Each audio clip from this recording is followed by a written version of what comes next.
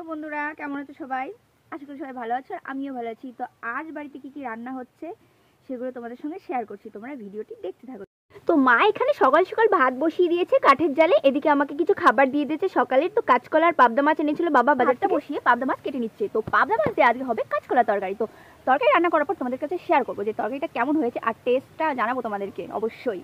বলছি উচ্ছে দিয়ে রান্না করবে, তো আমি বললাম উচ্ছে বাদ দিয়ে তুমি আমাকে আলু দিয়ে রান্না করে দাও। কার কার আলু ফেভারিট তোমরা কমেন্ট করে জানিও, যে সবজির মধ্যে কোনো সবজি না হলেও এই আলুটা হলেই চলে যায়, তারা কমেন্ট করে অবশ্যই জানিও।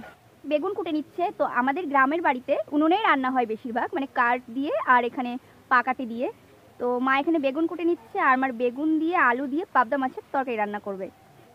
মাছটা ভালোভাবে গরম জল, লবণ এবং হলুদ দিয়ে ভালোভাবে ধুয়ে নিয়েছে এবং কড়াইয়ের মধ্যে তেল গরম করে দিয়েছে। এবার মাছটা ফ্রাই করতে থাকবে। ততক্ষণ তোমরা ভিডিওটি দেখতে থাকি স্কিপ না করে। আবার পাবদা মাছ কি জোরে জোরে ছিটকাচ্ছে বাঁচতে গেলে। আমার মায়ের আর আমার তো কাক শেষ হয়ে গেছে পুরো, মা তো দূরে চলে গেছে ছিটকে পুরো। কি ভয়ানক দৃশ্য বাপরে।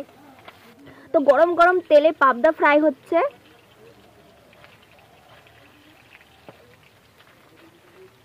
আলু দিয়ে দিয়েছে, মানে ফোড়ন দিয়ে আলুটা ভাজতে শুরু করছে।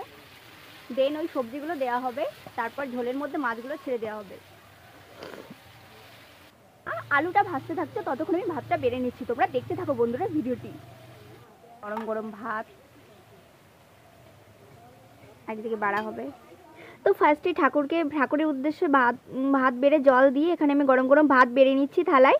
ততক্ষণ মা এখানে আলুগুলো আর বেগুনগুলোকে সবজিগুলোকে নরম করছিল, মানে না হলে তরকারি গ্রেভিটা ঘন হবে না। তো এখানে মাছ ছেড়ে দিয়েছে।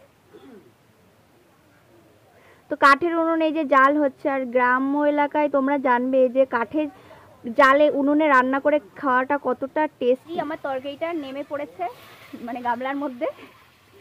এবার আমি সার্ভ করব মানে নিজেকে, তোমরা দেখতে থাকো ভিডিওটি।